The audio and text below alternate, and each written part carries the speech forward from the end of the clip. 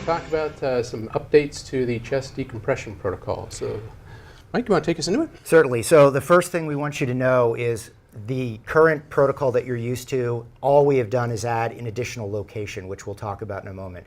We haven't changed anything else about the protocols, so everything you already know about this procedure should be still in effect. We're just going to add a location.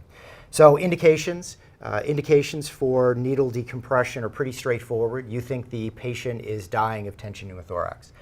That gives us my favorite contraindication, which is none, because if you really think they're going to die of tension pneumothorax, Absolutely. You're going to do this procedure regardless. So the location you're already familiar with is the second intercostal space mid-clavicular line. And on our volunteer here, to identify landmarks for his right chest, we're going to figure out where his jugular notch is. That's the medial aspect of his clavicle. We're going to follow it the whole way out. And this is one of the failure points. People often think that the clavicle stops right where what's called the deltoid groove is, but the clavicle actually extends quite a bit into his shoulder or into his deltoid. So if we march that out, his midclavicular line is actually probably about here. The first rib is actually underneath the scapula, underneath the clavicle. So the first rib I can feel is actually going to be his second rib, and on him, that's right about here.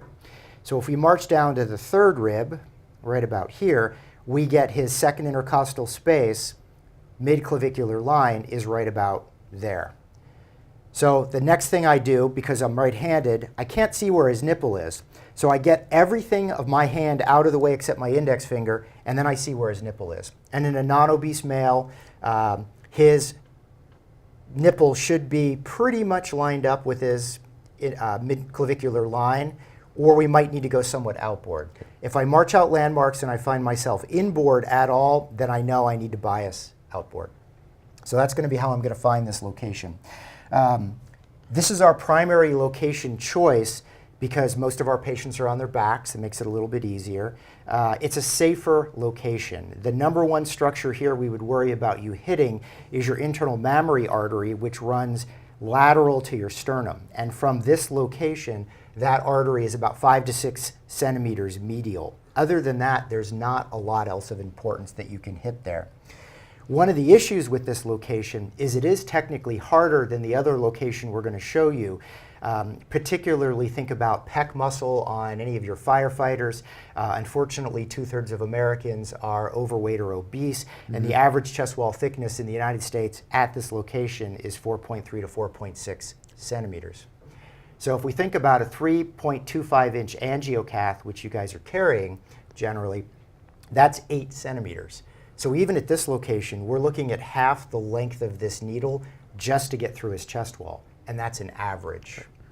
You would need a 6.5 centimeter needle to be able to breach this location in 95% of the US or Western population, and that's why you can't use an 1.25 inch angiocath that you would use for IV access. It's just physically going to be too short. So what we need to think about is his diaphragm is attached in the front at nipple level, and it's attached at the bottom of his shoulder blades in the back, which means his diaphragm is actually angled. So for our fourth intercostal space, we can march down on ribs, although realistically, again, in this individual with normal placement of his nipples, his fourth intercostal space is going to be up a little bit toward the head and lateral to his pec muscle. It's also very similarly placed in the breast fold in a female. We'll march it out though just to be certain. So again, the first rib is going to be underneath the clavicle. The first rib I can feel is his second rib. Then we have his third rib. His fourth rib is going to be right here above his nipple. His fifth rib's just slightly below that. So we know mid-clavicular line. We've already talked about that. We know mid-axillary line is going to be directly in his armpit. So anterior axillary line is just a little bit forward of that. We can feel, we said here is his fifth rib right here, which means his fourth rib is going to be right there. So his fourth intercostal space in his anterior axillary line is going to be right there. So assets and liabilities, why do we need this location? Well, we talked about the fact that with the increasing obesity in the United States, we have a huge amount of chest wall thickness up here, and we may need an alternate location. An older gentleman with both COPD as well as an implantable cardiac device, and it's implanted directly over his second intercostal space, midclavicular Where you line, wanna go. and there would be no way for you to do decompression at the existing location on that side. One of the assets of this location obviously is a thinner chest wall.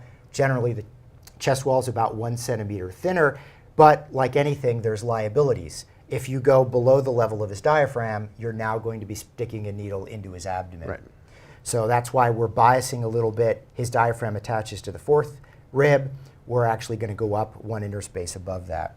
All right, so we've swapped out our live patient for this decompressible chest torso. The reason we didn't want to show you anatomy on this guy primarily is you'll see, because he has no shoulders, a good portion of his lateral clavicle is now missing.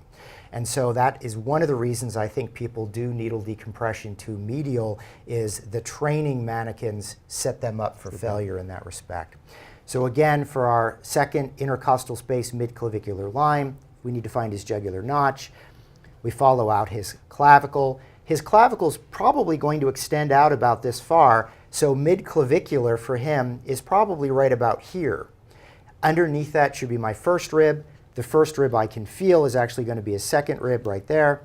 Go down 1 more rib, that's his third rib. So his second intercostal space, midclavicular line is right there. It's on line with the nipple or slightly outboard, so I know on this mannequin, on this chest, that's going to be the location. So I've made a note of where this decompression is going to occur. We can clean that area. One thing to be aware of on these, any angiocatheter you're going to use, is you really need to hold on to the body of the needle, not the catheter that's going to slide off. Third rib, second rib, midclavicular line. We go over the third rib because the neurovascular bundle is underneath the rib above it. We're going to go in through the skin. You may or may not get a pop. Theoretically, if you're successful in that this is tension pneumothorax, you should get a loud rush of air. And at some point, once air is coming out of the needle and catheter, then you can separate the two and continue to advance your catheter. One question that comes up is, these are 3¼ inch catheters. Are they going to all be seated as deeply as possible? The answer is, it depends. It depends on the size of your casualty. If we go with the data on the average chest wall thickness here being about 4 to 5 centimeters, and this is an 8 centimeter catheter, it's probably going to be almost to the hub. Realistically, in this little skinny torso, I might get air release with a good portion of the catheter sticking out, and I may leave it just like that.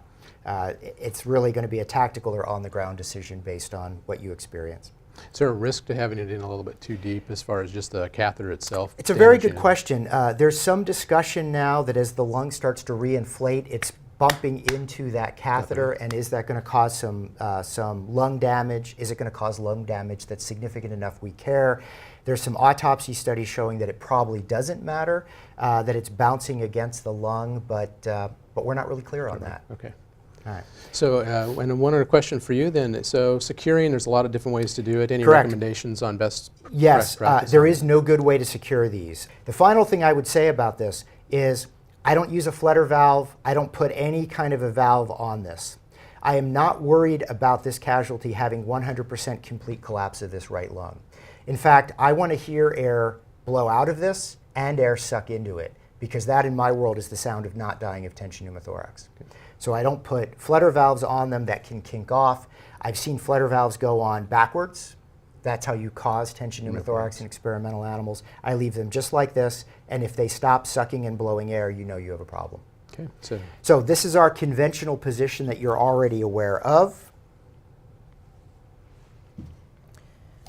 To do the exact same procedure on the new location, or I guess I would say the additional location, is step one, we're going to identify our landmarks. We have a non-obese male, so the nipple will help us quite a bit.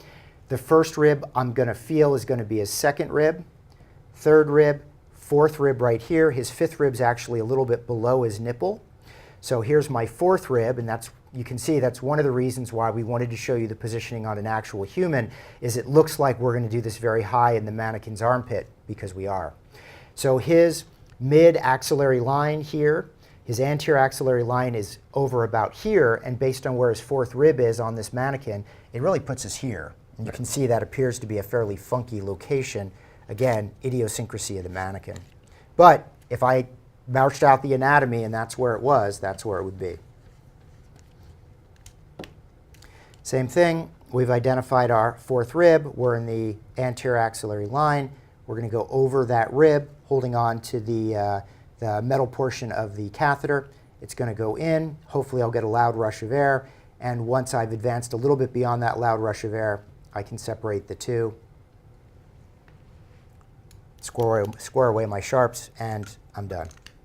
So we've talked about the needle decompression of the second intercostal space, midclavicular line. We've talked about needle decompression in the fourth intercostal space, anterior axillary line. Again, take a chance to look through the protocol. Not a lot has changed, but there is enough significant that you probably need to take a look through it and read through it, go back through the contraindications, and look to your agency's training division to get you a little bit more hands-on practice with the mannequins. Thanks very much. Thank you. Thanks for watching.